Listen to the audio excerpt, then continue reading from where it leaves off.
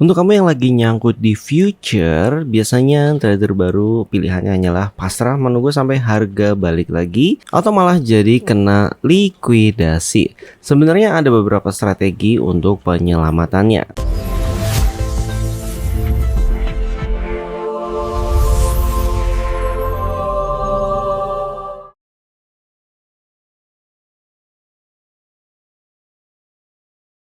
Hey Trader Universe, untuk kamu yang pernah merasakan ketika trading di future dan tiba-tiba aja nih, padahal mungkin biasanya kamu selalu menggunakan stop loss. Nah, kali itu kamu hanya entry dan kamu lupa menggunakan stop loss, atau mungkin kamu salah satunya yang memang jarang menggunakan stop loss. Dan ternyata di hari itu volatilitasnya sedang tinggi karena ada news atau black swan. Akhirnya entry posisi kamu itu minus lebih dari 50%. Apalagi kalau kamu menggunakan marginnya cross ya, secara otomatis akan menarik semua saldo yang ada di wallet trading kamu hingga sisa marginnya tinggal sedikit dan harga likuidasi semakin mendekat. Pada titik ini trader biasanya mengalami dilema psikologis. Opsinya, kamu bisa mengamankan entry posisi kamu dengan melakukan deposit, atau kamu bisa membatasi kerugian, misalnya di cut loss gitu ya, daripada modalnya hilang semua. Oke, mungkin untuk kamu yang pemula, di sini ada beberapa tips yang bisa kamu gunakan di saat analisa kamu meleset di market.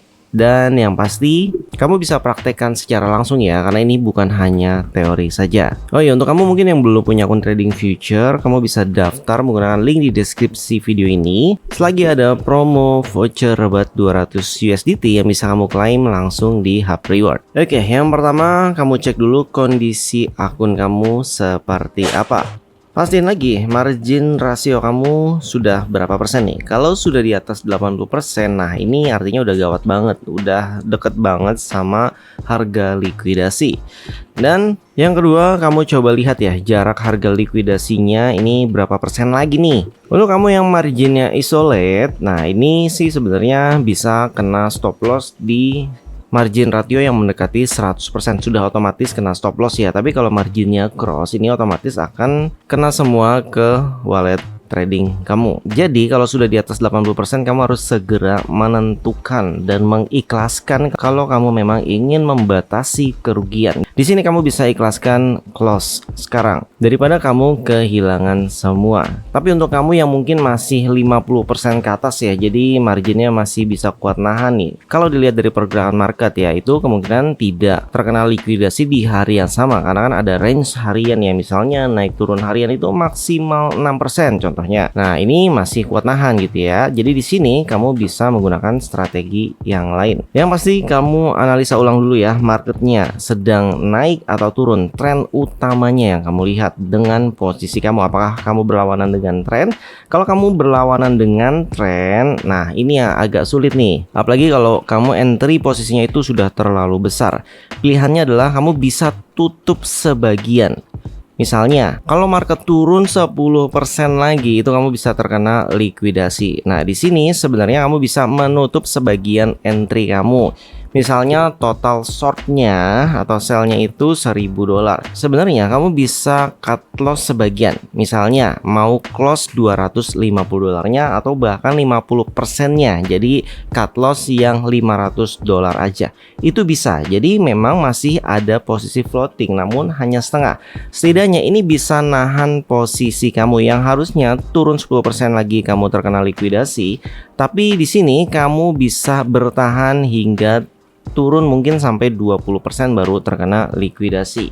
Jadi langkah ini ibarat membuang sebagian muatan kapal agar tidak tenggelam. Setidaknya kamu bisa mengurangi resiko dan memberi napas lebih panjang untuk entry posisi kamu selagi kamu menunggu market repair. Kemudian ada juga strategi hedging. Yang ini sebenarnya tidak saya sarankan ya, karena saya pribadi pernah mengalami ini dan otomatis kamu jadi sering mantau market ya. Kalau kamu memang punya banyak waktu luang, itu sih ya nggak masalah. Tapi kalau kamu sambil kerja, nah ini akan memakan waktu dan tenaga kamu lebih banyak. Jadi contohnya misalnya kamu tadi lagi short ya, ternyata marketnya berbalik nih, trennya jadi arah buy.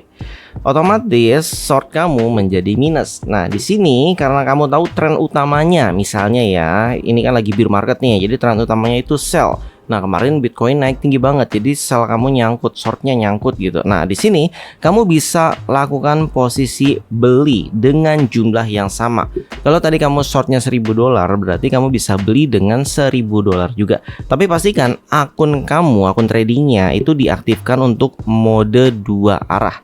Karena di setiap akun trading itu biasanya ada yang modenya adalah one way. Nah, di sini hanya bisa entry satu posisi saja, misalkan long saja. Kalau kamu buka short di saat mode one way ini, otomatis entry kamu sebelumnya akan ditutup atau di close. Jadi pastikan dulu aktifkan mode 2 arah ini ya, supaya kamu bisa melakukan hedging. Nah, di sini PR-nya adalah kamu harus jaga nih.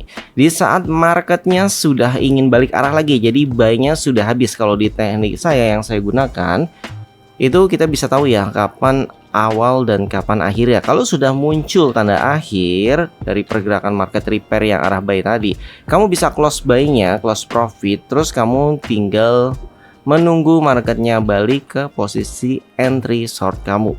Dan di saat harganya sudah balik ke entry short, itu aja sebenarnya sudah untung ya, karena kamu mendapatkan profit dari entry buy sebelumnya atau entry long sebelumnya. Dan yang terakhir adalah strategi Smart DCA. Ini biasanya dilakukan untuk kamu yang memang sudah disiplin, jadi memaksakan entry posisi kamu dengan mode isolate ya. Namun kamu tahu nih, di saat mau menyentuh harga likuidasi gitu ya, tapi kamu lihat ini sudah ada di support nih. Jadi sebenarnya, kalau kamu biarkan entry posisi kamu yang isolate, misalnya tadi short, kalau kamu tidak tambah margin ya otomatis kena likuidasi kan. Nah, di sini kamu bisa tambah margin lagi.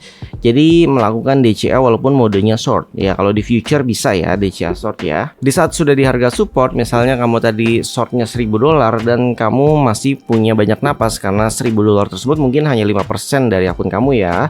Kamu bisa short lagi $1.000 juga di harga support tersebut, sehingga nantinya kamu nggak perlu menunggu sampai harga entry pertama. Setidaknya bergerak setengah perjalanan saja ke harga awal, itu kamu sudah BIP ya, atau break even point. Jadi sudah balance, sudah imbang, nggak minus lagi, sehingga di saat harga balik ke semula itu otomatis kamu sudah profit. Untuk strategi DCA ini lebih baik sih dilakukan di awal, tapi kalau memang lagi kepepet ya, daripada nanti entry kamu kena likuidasi yang pertama. Dan berdasarkan analisa kamu ini sudah sampai di support gitu ya, dimana harganya akan bergerak lagi ke arah semula. Nah, di sini kamu bisa gunakan strategi tersebut. Saya harap untuk kamu yang lagi nyangkut bisa berhasil melakukan recovery ya, dan pastikan momen nyangkut ini harus selalu diingat supaya kamu tidak mengalami kesalahan yang sama. Untuk kamu yang mau belajar trading dan trading bareng, bisa join grup Telegram, linknya di deskripsi video ini. Jangan lupa support dengan cara like, subscribe, komen, dan share. Terima kasih.